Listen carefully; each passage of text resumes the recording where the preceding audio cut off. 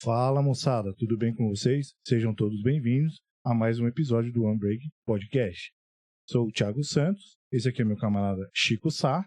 Olá pessoal, mais uma vez aqui no One Break Podcast. Hoje nós vamos continuar nosso bate-papo de carreira, de desafios profissionais, e é isso, né, Thiago? Isso aí, falar dos erros, dos acertos, das coisas boas e ruins, né? Isso aí. E aí, pessoal, só para deixar bem registrado aqui para vocês, por favor, inscrevam-se no canal, curtam, dá o like. Se quiserem ouvir a gente em outras plataformas, estamos no Spotify também, né, Chico? Isso, no Spotify. Instagram, né? Podemos... mais pra frente a gente vai ter Deezer e tudo mais, mas por favor, curtam lá e dê o like, por favor.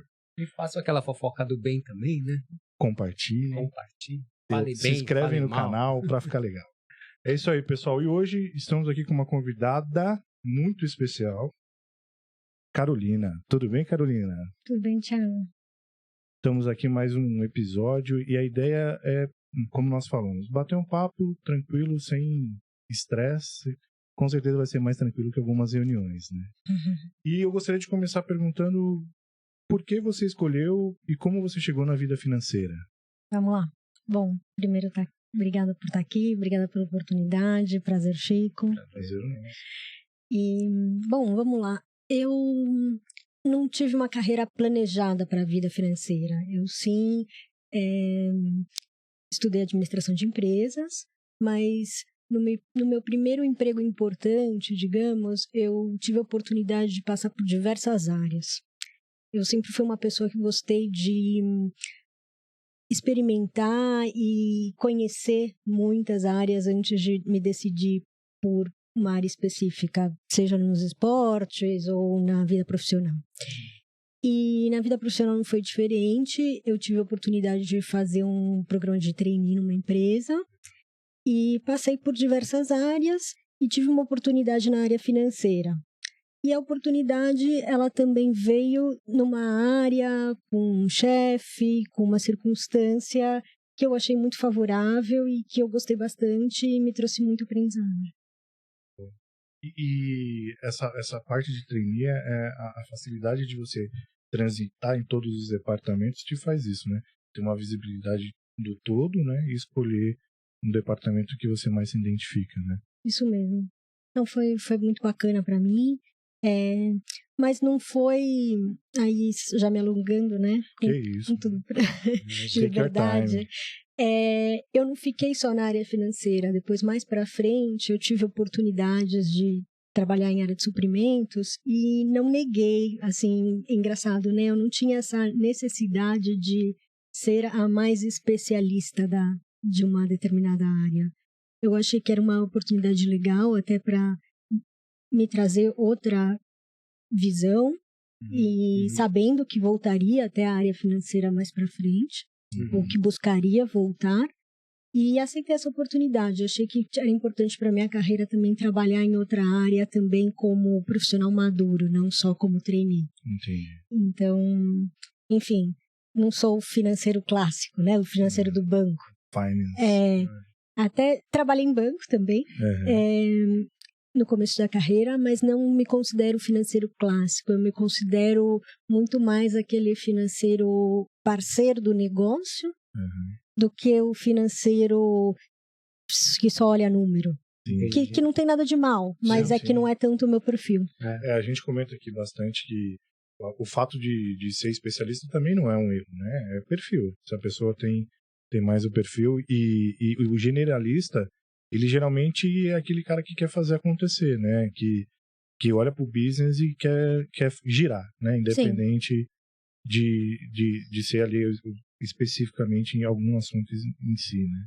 Carolina, hoje qual é a sua posição? Hoje eu sou diretora financeira e de operações. Então eu cuido tanto da parte, digamos, fabril, quanto da parte administrativa financeira. Nossa, muita coisa nesse seu guarda-chuva aí, não? É bastante coisa. Uma galerinha. Tem que ter equipe. Tem que ter equipe. E por falar em equipe, já que você tocou nesse ponto, como você monta a sua equipe? Que critérios você busca nos seus parceiros, na sua equipe? Assim, montagem, porque são várias áreas, né? Sei lá, quantas pessoas abaixo e e a gente busca o melhor possível, né? O que você tem, assim, como que você monta Veja bem, seu time? Como toda empresa, né? Você não chega na cadeira que você está podendo escolher tudo, né? Sim. Então, acho os aspectos da complementaridade bastante importante, né? Que sejam pessoas que agreguem a mim como profissional e que eu possa agregar a elas. Que uma seja troca no uma final troca, sempre, né? Perfeito. porque isso vai fazer que seja mais rico, né? O processo. Para todos os lados, Para né? todos os lados. Considerando sempre a empresa e você, no caso, e o empregado. E essa parte essa parte de operação é nova para você ou você já teve esse background? Eu tive essa experiência já anterior a essa posição 2 vezes. Uma vez montando uma fábrica pequena, em comparação a essa fábrica de agora, né? Onde eu tinha uma experiência até mais de linha de frente com essa fábrica. E uma vez como parte de uma equipe, digamos, trabalhando na cadeia de produção como parte de equipe, não como liderança. Mas então, eu acho que é muito importante a equipe. Quando eu aceitei esse desafio, esse último desafio, o que eu tinha mais na minha cabeça era isso. Se eu tiver uma boa equipe, vai funcionar. Perfeito, é isso aí. E é difícil a gente buscar bons profissionais também, diga-se de passagem. Né? Sim. É uma coisa bastante complicada, né? Assim, você preencher seus quadros com os melhores e tudo mais. Né? E dentro, assim, como você tem várias áreas, eu ao longo da minha vida profissional também, eu vi muitos conflitos entre as áreas, né? E os conflitos são, assim, por diversos fatores, né? Aqueles mais do lado humano não tão nobres, né? Porque você vê às vezes brigas por vaidade, prepotência, inveja, né? E eu sempre fiquei assim, quem perde é a empresa, né? No final das contas, estamos todos aqui em primeiro plano, trabalhando para quem nos paga. A gente vai buscar fazer o melhor, né? Claro que é a nossa vida também, pessoal, estamos aqui envolvido nisso, né? Mas eu sempre assim falei, poderia ser mais fácil, né? A gente perde muito tempo, muita reunião. Como você vê como lida com isso? É engraçado, né? Eu sou muito racional. Acho que até talvez demais, assim, em alguns aspectos. Mas eu não entro tanto eu me blindo desses... Eu não entro tanto... nem agora, nessa posição de liderança, nem no meu comecinho de carreira. Sim. Eu prefiro, enfim... ir realmente ao objetivo. O que interessa, né? E não me desgastar tanto mesmo com esse tipo de situação, que né? o mundo corporativo tem muito disso. E deixo, digamos, a parte mais de fofoca para minha vida pessoal, vai? Não é que eu não faço, todo mundo faz, né? Mas eu deixo mais o café, essas para conversa com os meus vizinhos, para minha vida pessoal mesmo. É engraçado porque essa pergunta do Chico é pertinente, principalmente quando você fala... Obrigado, Tiago. Não, de nada. Encontro para você.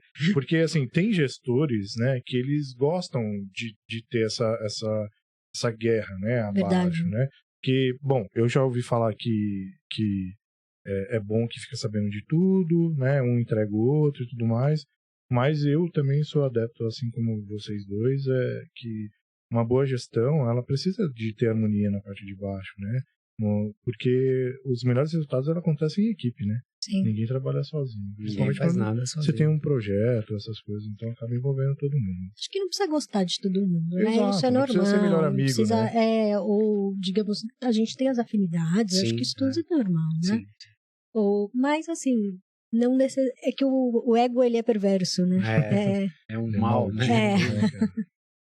É uma coisa que pega esse tal de ego. Eu sempre fui, assim, observador das pessoas, né? Assim, e eu sempre vi muita vaidade, assim, nos outros, né?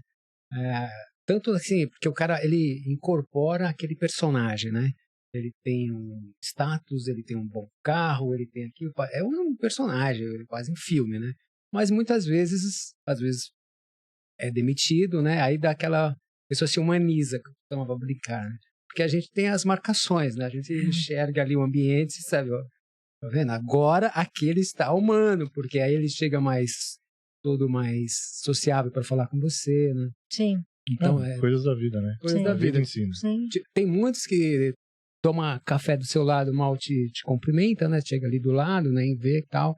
Mas na hora que a humanidade chega para todo mundo, ele, tudo bem e tal. É bem o mundo complicado. das voltas, é o mundo né? das voltas. Né? Mas assim, quando você, nessa sua carreira brilhante, até quando o Thiago falou que convidou você e você corajosamente aceitou gastar seu tempo. Prazer, gastar seu tempo aqui com a gente, né? Eu falei, putz, eu não tenho nem roupa pra ir nesse podcast falar com a Carolina. Ai, você me deixa sem graça agora. Imagina. Aí, assim, na sua primeira liderança, que é um desafio para todos, né? Porque a gente nunca fez isso antes, né? Sim. Tem aquele sentimento de medo, né? De ansiedade, porque é pra gente e os outros que estão ali, né? Que vão receber um novo líder, né? Sim. Como foi esse desafio para você? Porque para mim, assim, eu senti um pouco, assim, esse desafio, né? Porque você nunca fez, você sempre teve numa postura, teve um papel e de repente é aqui. Virou, você virou. É o cara. Talvez isso faça a diferença de personalidades também, né? Sim. Que aí você pega aquilo, assim, e tô com medo, mas vai com medo mesmo. Sim. Porque tem muitos que desistem, né? Sofre ou, né? Sei lá, muitos fatores no sentimento humano. Como você lidou isso? Ou se teve isso também, não sei. A minha experiência, engraçado, foi bastante jovem e talvez por isso foi um pouco pensada. Mais aventura mesmo. Foi mais aventura, assim. Não é que eu refleti muito sobre o que significava aquilo. Uhum. Eu refleti mais como eu vou fazer esse projeto acontecer, como é que a gente vai fazer junto, mas sem tanto o que significava aquilo para minha carreira. Não tinha tanto essa consciência. Era o presente, né? Era o momento presente. Então, mas claro, com um pouco mais de maturidade, aí isso veio. Em algum momento onde já tomei decisões com mais conscientes mesmo. Em outro momento da carreira que eu falava, não, agora que tipo de líder que eu quero ser? O que eu vou agregar na vida dessas pessoas na carreira? Eu quero ser aquele chefe ruim que eu tive, que todo mundo teve. Eu quero ser aquele chefe mais controlador, aquele chefe mais que delega. Ou, no final, que legado que eu quero deixar, né? Até voltando à vaidade, mas no final é que eu quero... Como eu quero que aquelas pessoas lembrem o que elas aprenderam comigo, né? E falando nisso, qual que é o seu perfil de liderança? Eu acredito que eu sou pouco controladora. Você tem me conhecido profissionalmente, vai poder me confirmar ou não, mas eu acho que eu não sou muito controladora. Centralizadora. Acho até difícil de fazer na minha posição centralizar tanto. Tantas áreas, né? Mas sou também muito, digamos, responsável. Então, isso faz com que, não quer dizer que eu estou desentendida do que está acontecendo. Sim. Significa simplesmente que eu, em princípio, confio. Sim. E tem profissionais que a gente precisa estar mais junto, outros que eles são mais autônomos, né? A gente acaba calibrando as atenções entre eles, né? O que fica em relação a uma gestão, no caso que não é centralizadora e tudo mais, é a confiança, né? Ela que rege, acaba regendo, porque, por exemplo, se você não confia mais na pessoa, você acaba ficando mais próxima, aí acaba controlando um pouco mais. Né? Mas sabe o que acontece?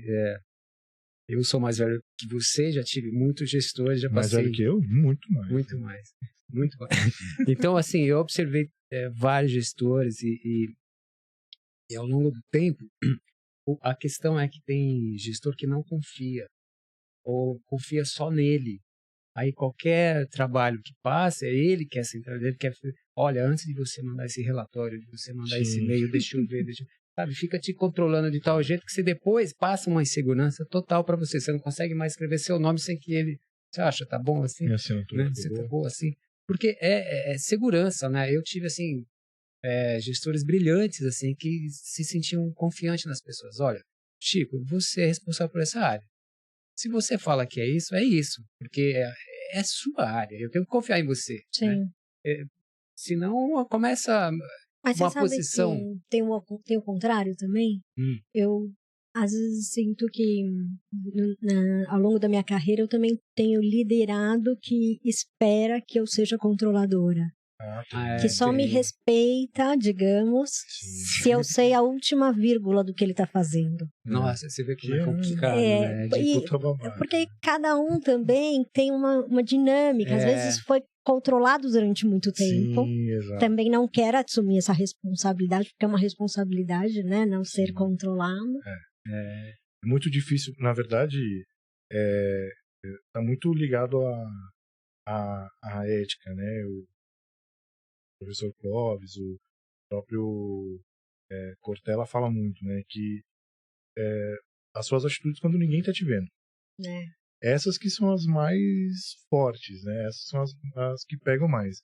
Então, quando você acaba tendo uma autonomia, o que você faz é exatamente isso. Poxa, o meu gestor não está aqui no meu cangote, mas ele espera que eu esteja aqui fazendo o que eu sou pago para fazer, né? Então, acho que está muito relacionado a isso. E é bem lembrado quando você disse tem pessoas que esperam que eu fique em cima, que eu olhe, porque é perfil mesmo. Perfil. É aquilo, né? Tem gente que você tem que estar muito mais perto, até para... E performam assim, né? Eu já tive casos de pessoas que eu acreditava que eram autônomas, assim, para tomada de decisões, e elas não performaram, e aí quando eu cheguei mais perto e direcionei, não da maneira que eu fazia antes, que era direcionar e segue, né?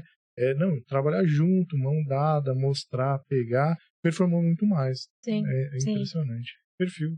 É perfil e também eu trabalhei, as duas últimas empresas, as duas multinacionais que eu trabalhei foram completamente diferentes de gestão, né? Uma mais no passado, então, sei lá, daquele momento, a mente daquelas pessoas daquele momento tinha muito a ver com aquele período, eu acho, um pouco. Mas se bem que, sendo um pouco contraditório, hoje em dia você vê jovens também com uma cabeça mais velha, né? Tem um bocado de coisa assim, né? Que você até... É complexo, né? É mais complexo mais do que a gente imagina, né? E eu, assim, na última empresa que eu fiquei bastante tempo, foi muito enriquecedor. Aprendi muito lá, porque teve uma variedade de gestão. E a gente acreditava muito nesse processo de entrega do produto. Olha, aquilo lá, não sei como você vai fazer, qual horário que você vai utilizar seu tempo para fazer, mas amanhã, 10 horas, eu preciso disso. Então, tá. A gente espera amanhã às 10, beleza. Sim, e outras empresas, não, era muito mais burocrático. Mas isso deixa mal acostumado, viu, Chico? E aí, fazendo o link onde eu queria, assim, as pessoas que começam a trabalhar, elas ficam muito, assim, com o vício dos gestores que elas tiveram. Verdade. Aí carrega isso, né? Verdade. Aí, se o cara teve um gestor muito cobrador, carrasco, quando ele vai para o próximo emprego, ele fica mal, ali assim, né? Se ele não se adapta... posso fazer? Não, você não vai ver antes. Aí, né, é difícil você ir desconstruindo essas coisas da vida. Eu acho que tem o tempo que você calibra isso, né? Os 3 primeiros meses que você pode calibrar, e aí você se adapta, não tem jeito. Pegando o gancho do perfil, né? Até para falar um pouco mais disso, que é super bacana, principalmente para as pessoas que estão ouvindo a gente, quando não existe o link direto ali de gestor e funcionário, né, e direto, de uma maneira mais clara, principalmente a partir do princípio que o óbvio precisa ser dito. Eu trago isso para mim sempre. Às vezes você faz uma perguntinha ali que não tem absolutamente nada a ver, mas é a sua dúvida que você deveria ter tirado no momento certo. Quando você tem esse link direto com o seu funcionário, que você conhece as pessoas, conhece eles, acaba tudo ficando mais fácil. E como você usa isso para você na vida profissional? Você é uma pessoa que gosta de estar próximo, de direcionar, ou você dá a diretriz e acaba sendo encontros casuais? Veja bem, na minha vida pessoal, eu acho que eu sou considerada, até por amigos, né, que são aqueles que conhecem a gente de verdade, né? Nossa, Chicão. Eu sou considerada como uma líder, até antes de ser Isso que eu ia líder. perguntar, se você sempre foi líder nata. Sim, assim, já teve de essa- criança, sim. assim, Já teve essas características, né? Já né, pegou pessoais, as criancinhas ali, sempre respondiam pra você, sabe? Ah, não, vamos brincar disso, tal. Eu acho que sim. Não sei Legal. se tanto não tanto na ideia da estrela da classe, isso Uhum. não, mas sim na ideia de ser um líder nato. Eu acho que isso sim. Legal. Também Isso é um dom, né? eu acho que eu sou considerada na minha vida pessoal mais carrasca que na minha vida profissional. Oh. Ah, Eu é. acho que sim, porque na minha vida profissional eu tenho um certo filtro, né? Uhum. Digamos, de respeito à não pessoa chega dando que porrada, né? tá tanto embaixo quanto do lado. Eu tenho um filtro. Sim. Dificilmente eu vou alterar minha voz, por mais que eu esteja nervosa. Entendo. Na minha vida profissional e na minha vida pessoal, Sim, se né? a situação permitir, pode ser. Pode ser. E pode ser que eu dê uma derrapada. Então, Acontece. é engraçado o feedback profissional que eu tenho é sempre de, que pessoa calma e tal. E às vezes por dentro eu tô pensando, eu mataria você se você fosse meu amigo, né? Eu também tenho a mesma coisa. Olha, sabia? eu acho que, coincidentemente, eu também. Todo mundo me olha assim, o Chico nervoso, bravo, não sei o quê. mó Cara, mas eu, calmo. por dentro, morrendo, assim, já matei, já, sabe, muitas vezes, assim. Sim. E também... Na cabeça, né? Já... Mas eu também não ficaria bem se eu matasse a pessoa, assim, no trabalho, Sim, né? claro. Não é uma coisa que me dá prazer, sabe? De falar, então por que você não solta? Não, eu acho que tá bom ter o filtro, Sim, porque sim. no final, são emoções, não é... Racionalidade, como você colocou que E não né? é que eu me sinto mal depois, agora sim, se eu gritasse com a pessoa, eu ia me sentir super injusta. Sim. Mas esse ponto de passar a tranquilidade, né? Isso é importante, principalmente quanto, né, maior você está. Quando uma pessoa ela passa essa tranquilidade, a cadeia acaba recebendo, né? Isso é importante, né? É confiança e mais assim, é a coerência do lado de quem sempre teve assim, né, uma posição mais abaixo, não como presidente ou CEO, alguma coisa assim, o que eu vejo muito, que eu via muito nas empresas, é a falta de coerência nas atitudes. E o que eu quero dizer com isso? Por exemplo, as regras não, isso é muito chato para todo mundo. A gente acaba percebendo, a Rádio Peão comenta muito. As regras dificilmente são para todos. O pau que bate em Chico não são bate para em Francisco. alguns, mas quando chega ali tem uns mais especializados da vida também, né? A vida profissional também é assim. Verdade. Então, a gente via certas situações que, olha, você não pode. Não, poxa, mas ele lá também é funcionário também, não é dono. Só que não tem empresa de dono, né? Sim. E isso traz uma não vou dizer desconfiança, porque todo mundo vai continuar trabalhando, ninguém vai sair por causa disso. Um senso de injustiça. Um né? senso de injustiça assim tão desnecessário, né? É. Porque uma empresa pequena, vamos dizer assim, que não tem tantos funcionários ali no momento, e isso é muito visível, né? É difícil. Sim. Numa empresa que tem lá, sei lá, 400, 500 mil funcionários, né? Você vai ficar mais distante dessa situação. Sim. Mas aonde é mais visível, eu achava assim, eu sempre fiquei desconfortável em relação a isso, né? Por que essas situações? Mas enfim. Mas assim, eu concordo com você, tem muito disso, mas também tem algumas coisas que às vezes acontecem e você não sabe o porquê, né? Ou que você realmente julgaria diferente. E também, né, Carolina, sabe, tem aquela questão do isolamento do poder, né? Porque você está numa posição, não vai chegar tudo para você. Você talvez nem saiba, né? Está acontecendo essas situações, né? Talvez o seu parceiro do lado está fazendo coisas com os outros lá que você não vai saber, porque aqueles que sofrem não vão chegar na Carolina. Sim. Ô, Carolina, né? Nem eu poderia resolver tudo. Eu também. Sabe, é uma ilusão. Achar que você poderia resolver tudo, ou se eu soubesse de tudo, eu só tomaria boas decisões. Seria ótimo se fosse assim. Mas não tem uma coisa assim. No final é um ser humano, né? Que conta com determinados fatos, experiências e a partir disso vai tomar uma decisão, que não todo mundo vai concordar. É verdade, tem razão. Falamos um pouco de liderança, gestão e tudo mais, e aí você comentou um pouco da vida pessoal. Eu tenho uma pergunta relacionada ao equilíbrio ali, né? Tem muitos estudos que falam, né? A gente tem o equilíbrio ali do estudo, profissional, família e lazer. Você acredita que você é equilibrada nesses pilares? Veja bem, eu busco o equilíbrio. Tá na batalha Eu para conseguir esse equilíbrio. Eu busco consciente, e acredito que é importante buscar, de verdade.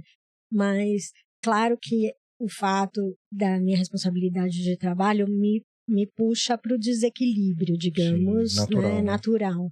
Ao mesmo tempo, eu tenho uma filha pequena, né? Eu tenho uma filha de 3 anos, que também me puxa bastante. Mas, assim, o que a gente tem em casa, eu tenho em casa equipe também. Começando do meu marido e de um diálogo bem aberto com a minha filha até de 3 anos. Eu também tenho uma filhinha de 3 anos. Então, eu também tenho uma filhinha de 24 anos. Então. A mais nova.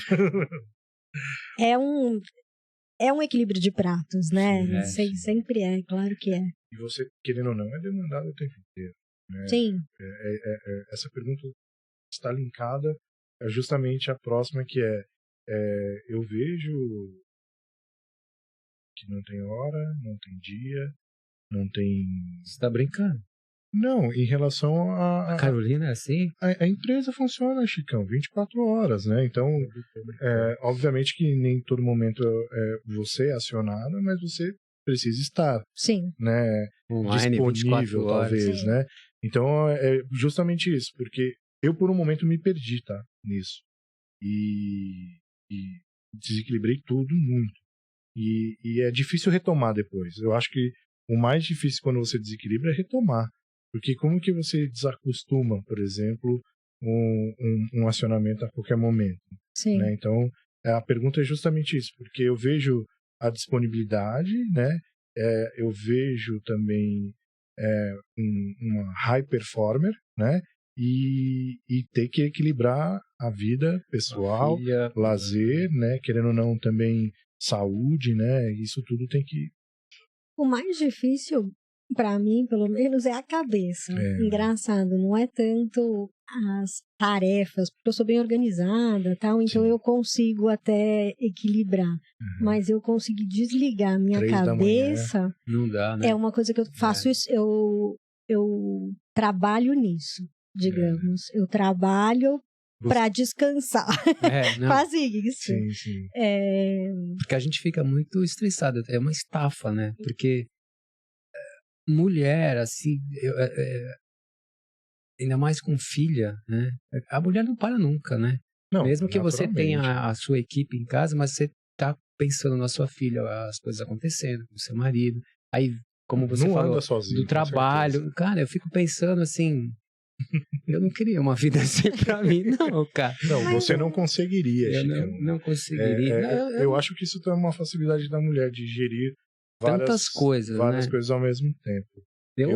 Nossa, eu assim acho assim, a mulher sempre num patamar muito elevado perto dos homens, assim, porque, cara, é difícil. Eu tô em casa, né? Eu parei de trabalhar, aposentei.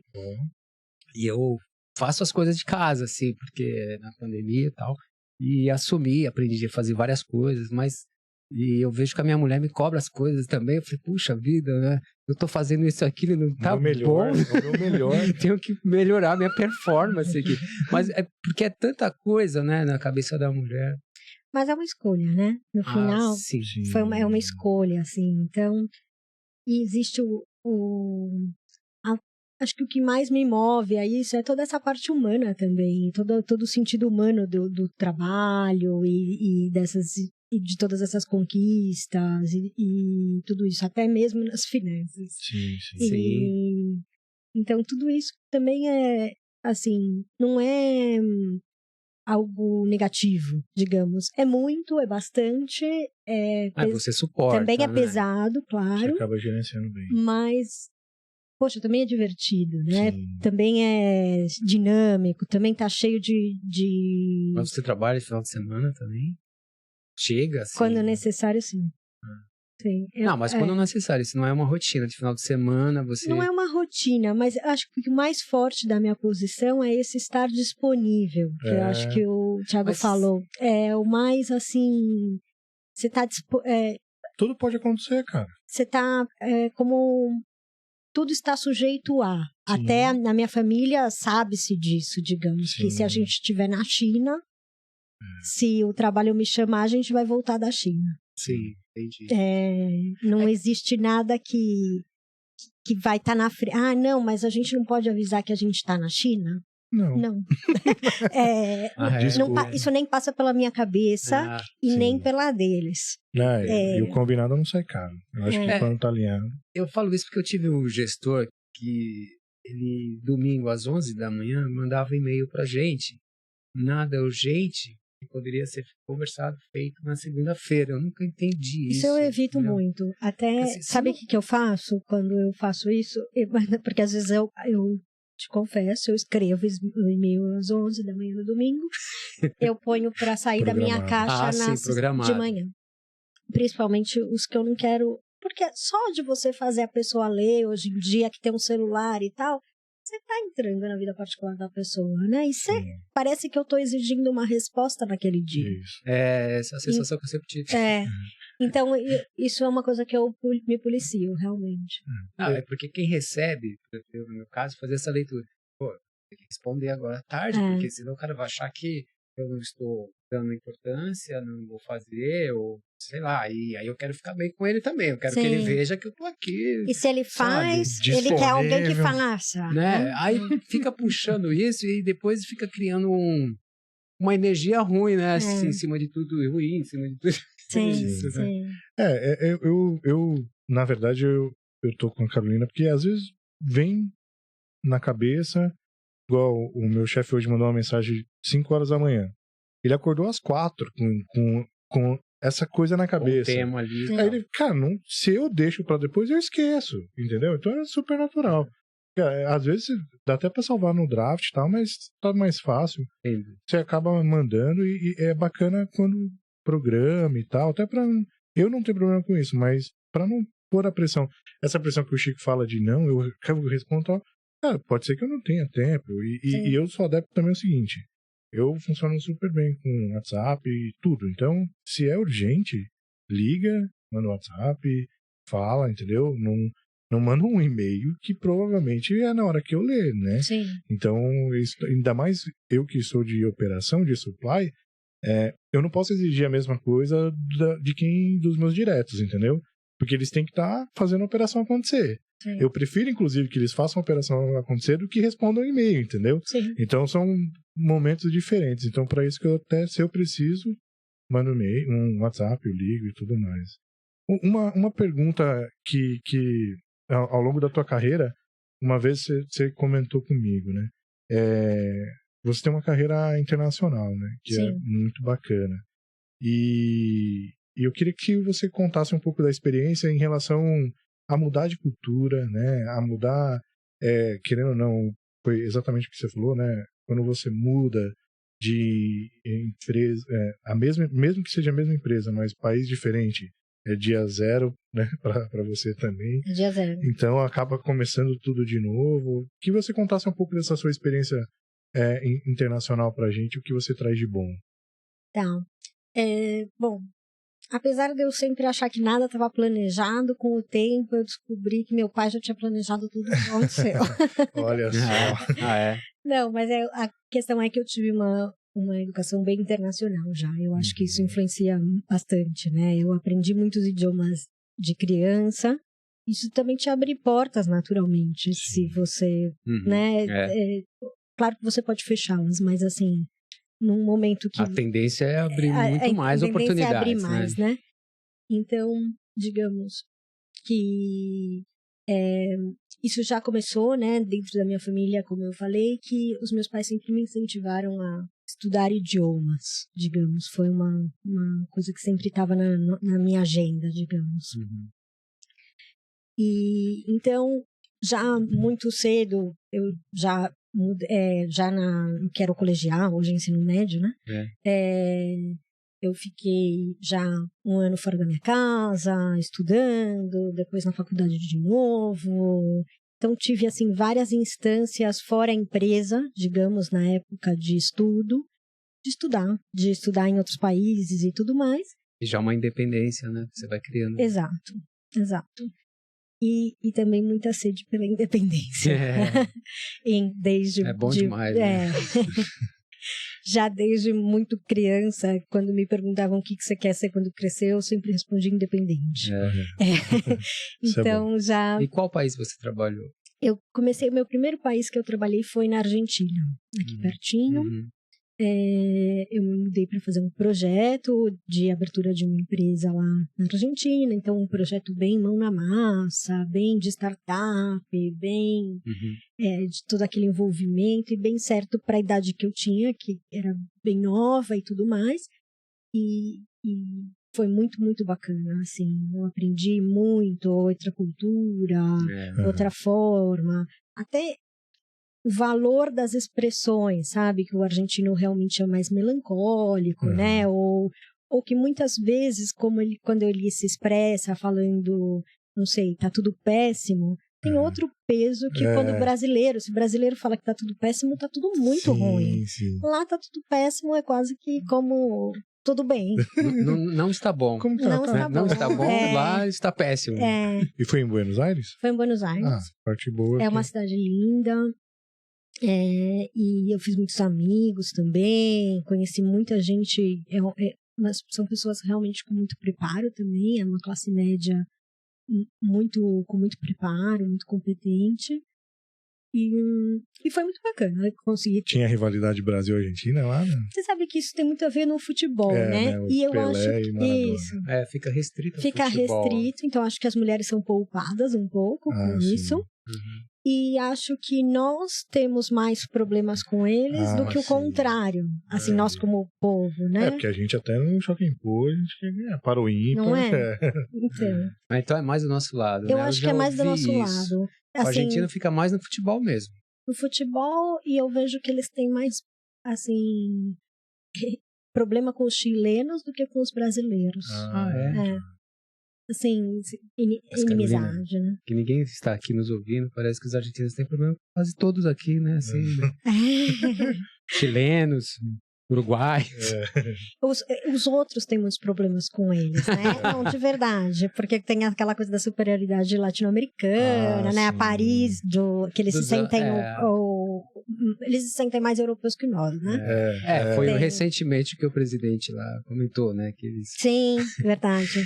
A gente veio da selva e eles vieram de barco. Mas você sabe que é engraçado que internamente dentro da Argentina também tem muito isso em relação ao que eles chamam os portenhos, né? Os portenhos são o povo de Buenos Aires, da capital. Eles têm muita rivalidade com o resto do país. Então é como se os portenhos são aqueles que a gente conhece, assim, mais exibidos, né? E o resto do país costuma ser pessoas mais que sempre falam que os portenhos são muito exibidos. Entendi. Então, enfim, tem teorias. Né? E depois eu trabalhei na Alemanha, trabalhei na Espanha, mais ou menos 5 anos em cada lugar. Só na Espanha que eu fiquei 2 anos. Nossa, culturas totalmente diferentes, né? Sim, a cultura alemã eu já estava bastante acostumada, porque eu estudei em escola alemã. Bom, em casa meu pai é suíço, eu sou casada com um argentino, assim, que você viu que eu tentei ser bastante política para ser perdoada em casa. Não, que isso, o Messi é melhor que o Pelé. E, enfim, é uma coisa que a gente também em casa, também meu marido é bem aberto, a gente já por natureza somos pessoas bem abertas a culturas diferentes. Sim, legal. E isso também fez com que a gente se adaptasse. Eu falo porque quando eu fui para a Alemanha, ele já foi comigo. Eu conheci ele na Argentina e a gente... Naquele projeto lá, deu certo, no fim do projeto. Baita projeto. Olha só, que interessante a vida, né? Você foi até a Argentina trabalhar no projeto e voltei casada. Voltei casada. Eu gosto dessas coisas da vida, essas... sei lá, surpresas, essas situações, né? Vai indo em paralelo, né, as coisas. E daí, bom, fomos para a Alemanha E aí na Alemanha, enfim, os dois, né? Ele trabalhando, eu já sabia alemão, ele aprendeu alemão, os dois trabalhando, seguindo a vida, tal. Ficamos 5 anos, fizemos amigos, aprendemos os códigos da cultura. E a adaptação? Dizem, eu não sei se é na Alemanha ou na Bélgica, que inclusive, eu acho que é Bélgica, que o CLT é muito parecido com o do Brasil, as leis trabalhistas e tudo mais. Na Alemanha, bom, a impressão que eu tenho é que são fechados, né? São mais secos, assim. Eu acho assim, é até de uma certa forma mais fácil se adaptar na Alemanha, sabia? Tá. Porque eles são muito organizados. Então, por exemplo, qualquer coisa que você faz, vai ter um grupo que faz a mesma coisa, que você só tem que se registrar e você vai entrar. Entendi. Então, se você joga, não sei, dados, você procura lá o grupo de dados e vê o horário que te encaixa, e lá você vai conversar com pessoas, que no final são pessoas que gostam de dados. É a mesma coisa que você. Então, por mais que seja de outro país, você já encontra já um interesse comum, mesmo, e nos latinos já não, né? A gente é tudo mais informal. Bagunçado. Né? Então, não necessariamente se encontra tão fácil desde o começo. Mas na Alemanha, você ficou 5 anos, e a gente conhece um pouquinho, assim, do nosso antigo presidente austríaco, né? Então, fala alemão e tal. E ele falava isso, que o idioma já é um pouco direcionado assim, né? O próprio idioma é direto, né? Sim. Não tem tantas palavras diferentes como tem o português. Então, pra gente soa uma coisa meio direta, mas é que falta, é o vocabulário, né? Eu lembro uma vez que ele falou assim, poxa, eu tô me acostumando, né? Porque ele ficou um bom tempo aqui no Brasil. Aí ele falou, poxa, eu chego e marco a reunião para as 9, das 9 às 10. Então eu tô chegando 9h20, o pessoal já tá lá há 20 minutos me esperando, 20, 25 minutos esperando. E vou querer acabar a reunião depois das 10 e já foi todo mundo embora. Sim. E aqui no Brasil não, se eu marcasse 9, 10 horas começaria e até meio-dia, 1 hora tranquilamente. Porque a gente é assim, né? A gente acaba empurrando, a gente se adapta, eu acho que no final do dia o esculhambado do brasileiro, né? Sim. Que uma forma mais carinhosa de falar, a gente se adapta, a gente está totalmente receptivo também, né? Se chega alguém que não fala português direito, a gente ensina, ou ouve, né? E se adapta a entender o que ela está falando. A característica do povo brasileiro é isso, né? De ajudar muito, assim, sem muita medida, né? Sim, verdade. Mas na Alemanha eu te pergunto assim, porque o conflito no trabalho em si, né? Como que você trouxe? Porque é uma cultura diferente, assim, hoje, imagino que aqui, em relações de trabalho, a gente tem uma forma, né? O que mais, assim, é bem marcante na Alemanha é que tem uma separação muito forte entre o privado e o do trabalho. Então, por exemplo, se você vai tomar uma cerveja com uma pessoa do trabalho, dificilmente ela vai te contar algo verdadeiro dela pessoal, porque isso vai demonstrar uma fraqueza. Então, ela vai te contar coisas, mas normalmente coisas em que ela teve sucesso. Entendi. Sempre é bem medido. Tem uma vitrine ali. É bem medido aquilo que ela conta, quando ela conta, para quem ela conta. Então isso foi assim o aspecto mais forte assim para mim como também brasileira, né? Você é nascida em São Paulo? Eu sou nascida em Mojimirim. Mojimirim? Caramba! Nunca morei em Mojimirim. Parte da família da minha esposa de lá. Mojimirim, Mogi Guaçu. Legal. Caramba, que mundo pequeno. E bom, me considero bem paulistana. Desculpa, Mojimirim. Mas Alô, Mogi. Mas é porque eu nunca morei em Mojimirim. Sim. Né? Eu nasci em Mojimirim porque o meu tio é médico em Mojimirim. Tá. Então eu fui lá, minha mãe foi lá, né, para me ter e voltou. Mas enfim, voltando à Alemanha, acho que foi um ponto mais forte, assim, para mim, característico do trabalho. Agora, as regras dentro do trabalho, eu achava super agradável. Imagina só, para qualquer pessoa que está acostumada aqui a trabalhar no Brasil, assim, onde você é surpreendido e testado, a sua flexibilidade o tempo todo, você trabalhar num lugar onde tudo funciona, você só precisa fazer o seu. Isso é um luxo. né? Faça o seu script. Tá que vai excelente. funcionar. Então, assim, foi uma boa experiência. Também dá para outra coisa característica importante deles é como eles levam as coisas à excelência. Já que tá tudo, então é assim, a excelência Menos não de tem 100, limite. Menos de 100 a gente não aceita. Então a gente aprende também, né, nesse aspecto. As características pessoais dos alemães, né? Sim. E de lá você foi para Espanha. De lá eu fui para Espanha, daí mudou tudo. Latinos. Não, aí Aí, o Messi latino. realmente fez a diferença. Latinos A gente, assim... Qual cidade? Barcelona. Barcelona. Pô, que cidade Uma feia. super cidade. Pior cidade. Um projeto bem legal também. Já, assim, digamos que na Alemanha eu fiquei uma parte em linha de frente, mas grande parte na estratégia da empresa. Quando eu fui para a Espanha, já era também linha de frente de novo, próximo ao mercado e tal. Então, uma proposta diferente também. Mas era comercial? Não era comercial, mas eu era, digamos, estava próxima à operação. Não estava no backstage ou falando de estratégia de um mercado que eu não conhecia, ou que estava muito distante.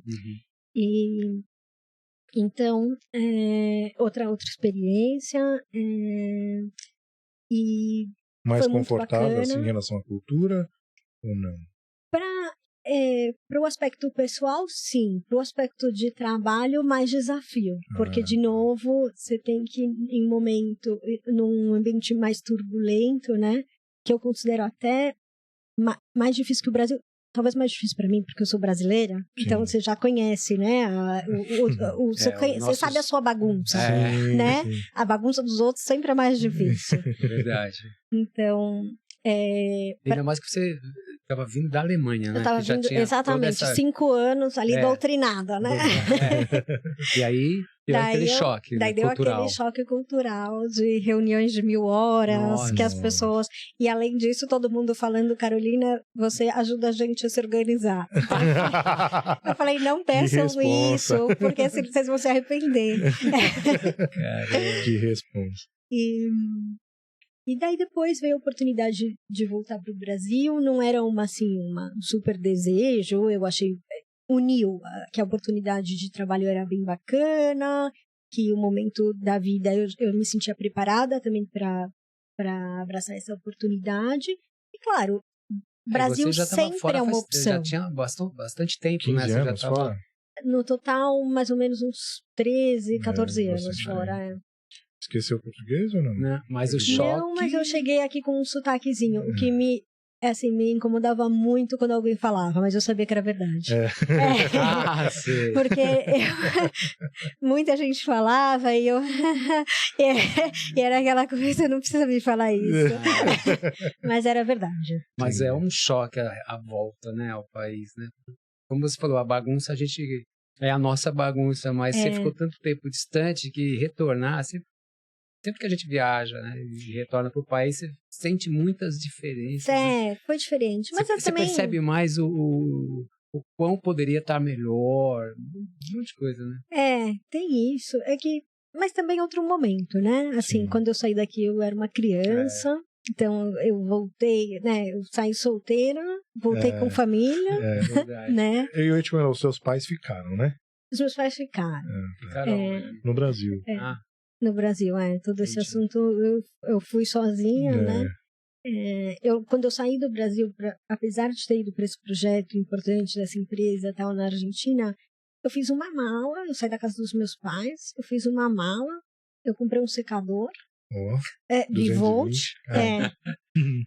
e não, assim, com isso eu saí e falei, era carnaval no Brasil, eu tive que trabalhar, porque na Argentina não era carnaval. E falei, bom, não sei quando eu volto, mas assim, com aquela ideia de que daqui 3 meses eu tô de volta. Não era, apesar de não ser o contrato, mas foi uma coisa assim, muito aventura. Entendi. Se não der certo eu volto pra casa dos meus pais. Ali, isso. Isso.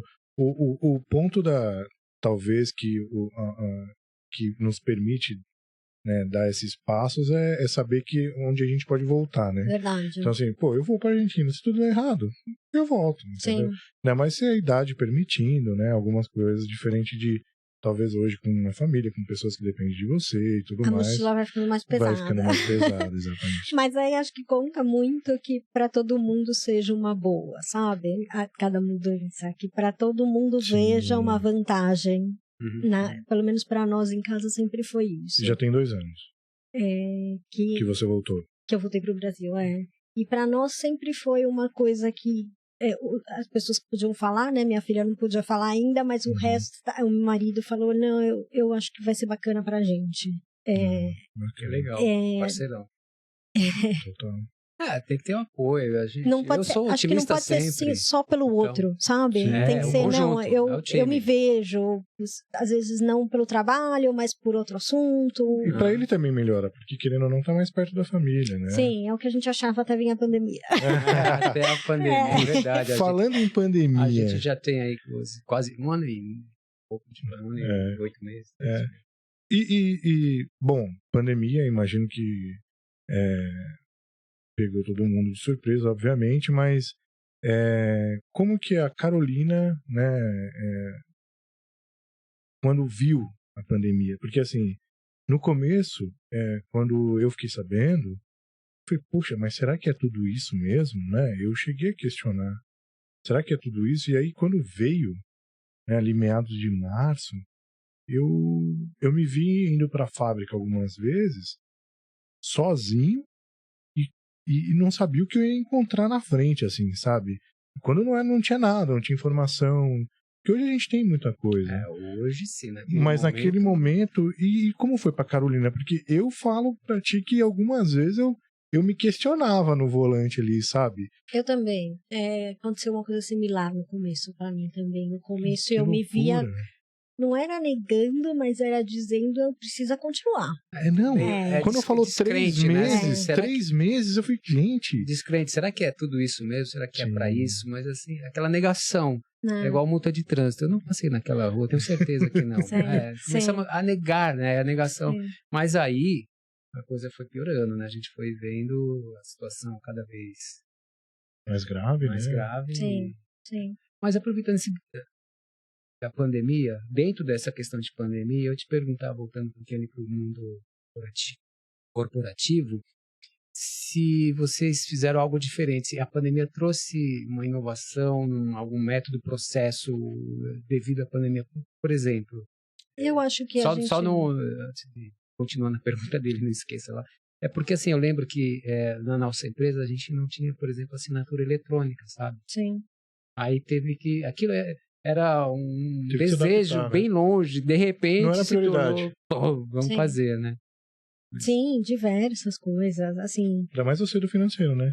Diversas coisas. Eu acho que a gente teve acelerou bastante em infraestrutura, digamos. A gente teve que fazer acontecer... Que não era prioridade na época. Né? Infraestrutura de qualidade para todo mundo trabalhar em home office. Isso foi uma acelerada... muito grande no começo que não era necessária, não estava pensado. Tava cômodo também, né? Todo mundo indo pro escritório e tal, algumas coisas não se pensava, né? E realmente, assim, a gente, por ser uma empresa multinacional, tudo isso está pensado em recursos que se alocam a coisas que têm plano, sentido, e isso estava totalmente fora, então isso se abriu uma oportunidade. Sem falar nas quebras de paradigma mesmo, né? De que realmente pode-se trabalhar de uma maneira diferente. Depois, claro, eu ainda acho que processos criativos, grandes inovações e tal, a gente ainda precisa, principalmente o onboarding de pessoas, tal, que a gente ainda precisa do humano. Sim. Mas acho que a empresa, ela se provou, digamos, foi um exercício de resiliência para a empresa e para as pessoas. Talvez tenha sido a primeira vez que um processo lá de fora, por exemplo, porque eles sentiram primeiro, valeu aqui para o Brasil na íntegra, né? Porque sempre assim, é tax. Mas no Brasil é diferente. É processo. No Brasil é diferente.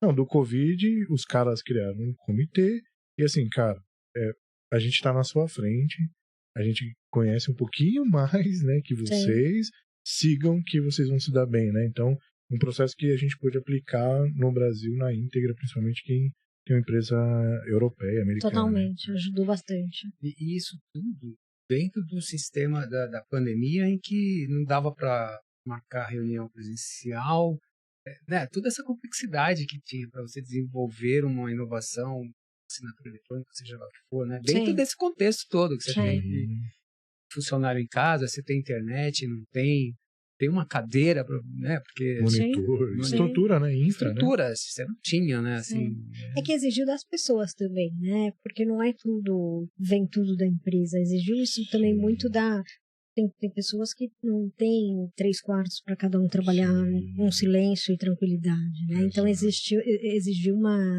adaptação de todos. Olha, a gente passou, né? Hoje está um pouco melhor, mas não acabou, né? Sim. Mas olha, nós fomos testados violentamente. Sim. A humanidade. Mentalmente, né? Também, né? Olha. E outra, a pandemia trouxe um pouco mais de empatia, né? Porque eu esperava mais do ser humano. Eu achava que a gente depois disso ia melhorar bastante, mas eu vi que tá tudo igual, viu? Chicão, percebi muita melhora do ser humano. As pessoas não. ao meu redor melhoraram um pouco, acho que tá valendo. Pra mim valeu a pena. E engraçado que eu vi uma reportagem essa semana que 8,5 milhões de brasileiros não voltaram para a segunda dose. Não voltaram. Não querem tomar a segunda dose por algum motivo. Não sabe, por algum motivo. E tem, né, é óbvio que eu acho que tem mais de 200 milhões de pessoas que pelo menos já tiveram a primeira dose e tudo mais, mas 8,5 milhões de pessoas, né, de brasileiros ali que não voltaram para tomar a segunda dose no prazo, né, obviamente que agora as campanhas, que eu acho que é super válido, mas eu não tinha essa mentalidade do brasileiro. Para mim tava todo mundo realmente querendo vacinar e tudo mais. Eu tomei. Semana passada, segunda dose, tomei, tá? Eu também tomei a minha. Você já tomou a sua? Isso também, às vezes a gente se engana, né, com quem a gente convive, né? Sim. E o Brasil é muito grande, né? Sim, tem muita... o ponto... Diferentes regiões que trazem cultura diferente. E a gente não teve nem tempo de estratégia, né? Você mesmo falou pra mim, né, que vacina boa é vacina no braço, né? E a tua médica, a médica do Chico... Não, mas é uma questão... Fala. Não. Deixa pra lá. Ele foi perguntar pra médica dele assim... Não é assim. Qual né? vacina que você acha que eu devo tomar? Aí ela falou assim, faz o seguinte, vai no posto, toma, depois você pergunta. E ela tá certa. Não, mas realmente, se tivesse, eu acho que a resposta, a pergunta tá certa se tivesse escolha. Sim, exato. Que inclusive nos Estados Unidos se falava muito disso, né? Que as mulheres, talvez por um problema de coagulação, deveriam escolher uma ou outra, porque eles estavam em outra. E eu espero que no ano que vem a gente também vai estar lá. Né, que para cada um com um perfil diabético, não, idade, etc., vai escolher o mais adequado. Sim. Nesse momento é mais difícil. Né? Nesse momento é o que tem. Tem que tomar. Exato. E é experimental, mas é o que temos. Né? Não, e tá mais que provado que reduziu, né? Acho que o ponto maior é o planejamento, né? Até nesse sentido, porque não se sabe quem são essas 8,5 milhões de pessoas, né? Sim. Então, assim, não sabe se foi morador de rua, o que é, não se sabe. E a campanha tá bem legal para trazer essas pessoas para tomarem. Sim. Carolina, no mundo corporativo, o que tira o teu sono, por exemplo? Nossa, tanta coisa. Eu tô sem dormir faz 3 dias. Inclusive, agora era pra estar dormindo. Não, eu sou muito responsável. Isso é aquilo que vocês tiraram no começo. Então, eu tô realmente, constantemente pensando em o que eu devo fazer, então, bastante coisa. Mas, assim, no meu momento, eu acho que eu tenho bem claro quais são os meus objetivos nesse momento, que coisas eu preciso, quais estão dentro da minha responsabilidade ou da minha equipe, e sou muito focada fazer essas coisas acontecerem. E se eu não estou podendo ajudar se eu me sinto que estou com as mãos atadas e tal, eu que tiro o meu sono, pensando em formas alternativas de fazer acontecer. Até isso da pandemia. É quase que eu acho que não tem desculpa para não acontecer. A gente tem que buscar uma forma alternativa. Entendo. Olha, eu lembro assim, com o tempo a gente vai ganhando mais experiência, vai... Ai, obrigada, me fala, o que vai acontecer lá na frente? Eu vou dormir? Eu não sei se você vai dormir, mas eu sugiro que é bom. Senão não vai chegar lá na frente, né? Não vai chegar lá na frente, né? Porque eu lembro, aquela coisa de sofrer por antecipação, né? Sim. Nossa, hoje eu tô melhor. Mas, assim, eu sofria tanto, porque às vezes você tem um problema. Nossa, deu um problema amanhã, vou ter que contar pra Carolina. Aqui eu não dormia, eu acordava à noite. Falei, nossa, a gente vai levar esse problema, né? E no dia seguinte a gente sentava, conversava e não foi aquele fim do mundo que eu achava que era. Muitas e muitas vezes. Aquela tempestade que eu achava não era tão intenso assim, aquele problema. Às vezes eu levava mais na boa e chegava lá e tomava uma tempestade, né? Mas muitas vezes assim, né? Calma, sim, sabe? mas isso também é um exercício que eu faço comigo mesma também. Relativizar, né? Porque a gente vê que passou e tá tudo bem, né? Sobreviver. Os problemas vão acontecer. De qualquer forma. Você arrisca? Sim. Constantemente. Constantemente. Nossa, a vida é um risco. A vida é um risco. risco. Como é que é o... Até viver é um ato de coragem, né? Sim. Já, né? Sim. O ponto de quando você sofre por antecedência e tudo mais, eu acho que no meu caso, se tem esperança, tem chance de mudar. Eu não desisto e até mesmo quando acontece algum chabu, eu olho da melhor maneira possível para tentar tirar e pelo menos um ensinamento, sabe? Sim. Acho que essa parte de chegar e falar, pô, peraí, foi ruim? Vamos olhar a melhor parte, né? Pra no mínimo não errar de novo, né? Sim, sim. E como a sua parte de gestão, eu imagino que você deve receber problemas todos os dias. Sim, mas isso também não... Aí é onde eu também olho de fora, de alguma maneira. Sim, faço, né? tem que ter a ótica externa, né? E constantemente. Claro que tem dia que eu falo, nossa, só problema hoje. Porque normalmente também, dificilmente alguém me procura para me contar os outros. E que é normal também, né? Então também eu olho por essa ótica, que eu vejo o todo. Tá dando tudo certo, mas claro, me procuram quando querem uma pessoa para conversar, quando de repente acha que não vai dar certo. Sim. Né? Não só para dizer tá tudo bem. Então, daí não é uma coisa assim que me preocupa tanto, assim. Sim, acho que é parte do ofício, digamos, né? Sim. Quando você tem demissão para fazer, sim. como que esse processo, como você trabalha esse caso? Assim? Tem casos e casos, né? Assim, tem casos que quer demitir nenhum é agradável. Vamos mandar embora logo. Mesmo esses que eu sei que é o certo, mesmo assim tem casos e casos. Claro que mas assim, uma coisa que eu tenho bem forte na minha cabeça sempre quando uma nova admissão é uma oportunidade de você trazer uma pessoa que vai subir, vai nos desafiar como grupo, né? Vai subir a vara, vai nos deixar numa situação melhor que antes. Então, acho que mais importante do que o processo da demissão é quando você faz a admissão, escolher uma pessoa que é melhor do que aquela, ou mais adequada, digamos, daquela que saiu, e às vezes também que te desafie, que te tire da zona do conforto, né?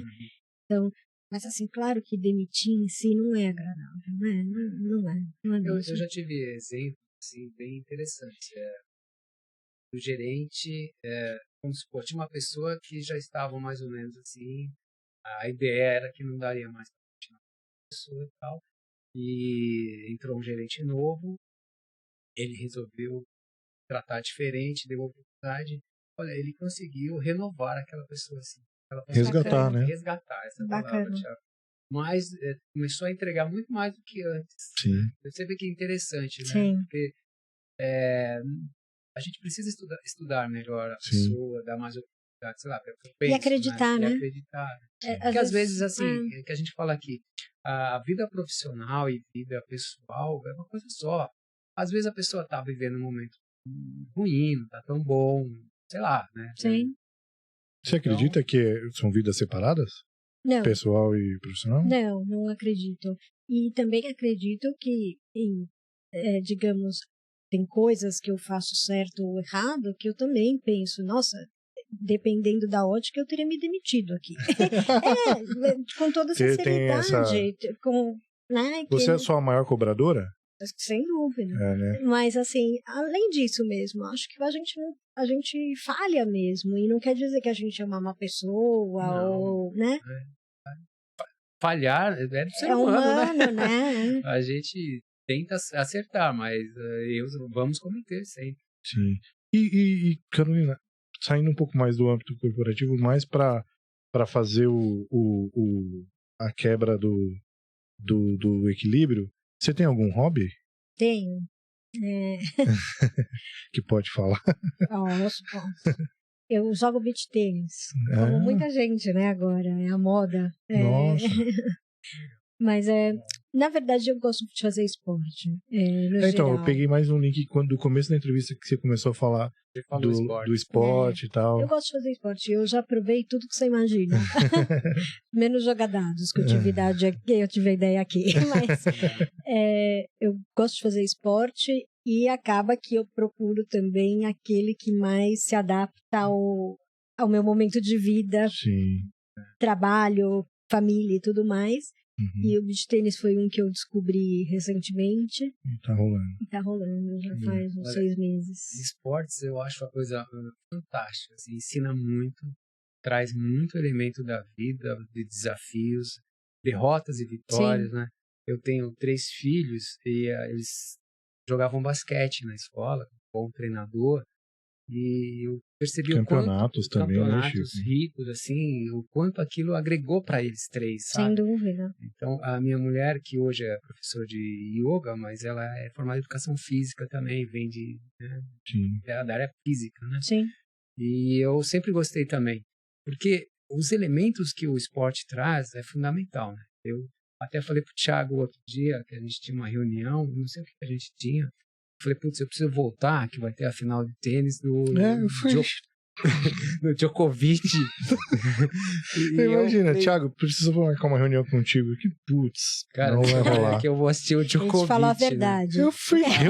Chico, tênis, velho. Tênis, eu gosto de tênis. Não, mas... Eu não jogo, sim. mas gosto de assistir, assim. É bonito. E vi mesmo. O feminino também, que ganharam 2 garotas, uma de 18 e uma de 19 anos.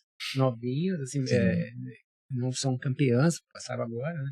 Brilhantemente. Mas eu digo assim, porque eu vi um texto brilhante também do Meligeni, um argentino brasileiro, né? Que ele, falando sobre a vitória, sobre as derrotas, né? Construiu ali um argumento tão bom, assim, porque, nossa, nem sempre o melhor vai ganhar, e você aprende. No esporte, assim, tem gente que não gosta de ver seu filho no esporte, porque vai sofrer, vai trazer frustração, mas, cara, pra mim, a vida é feita de frustrações. É um equilíbrio necessário, quase. Assim, o esporte me traz muito isso. Eu lembro que obviamente, quando você vai participar de alguma coisa, eu particularmente, eu não sou um cara competitivo, assim, que faço de tudo para ganhar e tudo mais. Embora eu não me conformo um pouco com competir, o que vale é competir, entendeu? E você se acha uma pessoa competitiva? No beach tênis lá ninguém te pega? Você sabe que no beach tênis eu não sou nada competitiva, porque ele tem um papel na minha vida de diversão. Aquele momento para desestressar, né? É a válvula de escape da Carolina. Exato. Eu acho que eu já tenho tanto na minha... Já tenho que competir tanto na vida profissional e tudo mais. que no beach tênis eu sou uma marmota. Agora eu quero só uma curtição e mais nada. Inclusive, começam a levar para competição, eu quase me ofereço para pegar bolinha. Que legal, mas é isso. Isso é bacana. Bom, a gente, infelizmente, né, tudo que é bom... O papo tava bom, mas... dura pouco, né? A gente... Não, mas eu acho que fica o convite aqui pra parte 2, né, Chicão? Temos muitas coisas ainda pra perguntar, legal. Foi super bacana. E aí eu queria saber se você tem alguma mensagem, alguma coisa pra passar pra alguém, para as pessoas que estão nos assistindo, em modo gerais, fique à vontade que esse momento é seu. Tá. Uma mensagem. Para mim, eu acho que a mensagem, pelo menos que eu levo na minha vida, é não terceirize o seu sucesso, não terceirize sua felicidade.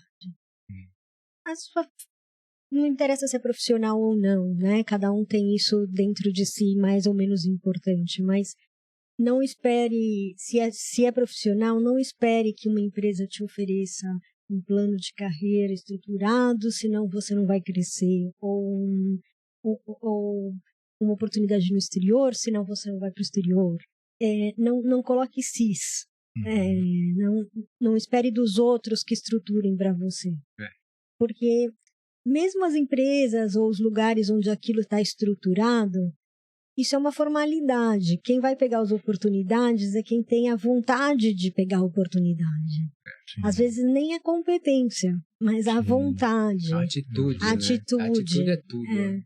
Então, assim, o que eu escuto bastante ainda hoje, que me choca um pouco, é essa terceirização. Por que a gente deixa o mais importante para nós na mão de outra pessoa, de uma corporação, de outros, ao invés de... É fácil para a pessoa também, não até assumir, justificar, né? Justificar, achar uma desculpa. Isso é legal e vai muito de encontro com tudo que você falou e até de salva toda a obra, né? De, poxa, me colocaram aqui, eu fui, me colocaram ali. Isso é bacana porque, obviamente, que veio oportunidade, mas com certeza a vontade de fazer acontecer que fez toda a diferença na sua carreira. Sim, de abraçar mesmo. E não foram só flores, né? Com certeza não. Claro que não. Com certeza mas vale a pena. É isso aí. Então, bom, da minha parte aqui ficou o agradecimento. Com certeza vai agregar muito na vida das pessoas. Fica o convite aqui para versão 2, né, Chicão?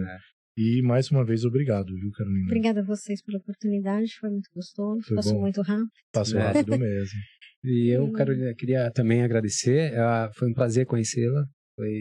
Acho que para as pessoas e principalmente para as mulheres, para as meninas que vão começar a carreira profissional, que olhem a sua história, a atitude de buscar, não ter medo, né?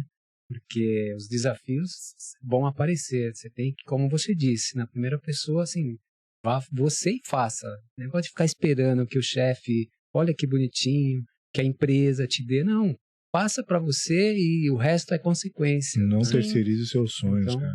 Foi muito legal, foi super bom papo. Obrigado. Obrigada a vocês. É isso aí, pessoal. Obrigado, até mais. Valeu. Chicão, vida que segue. Vida que segue. Obrigado. Valeu.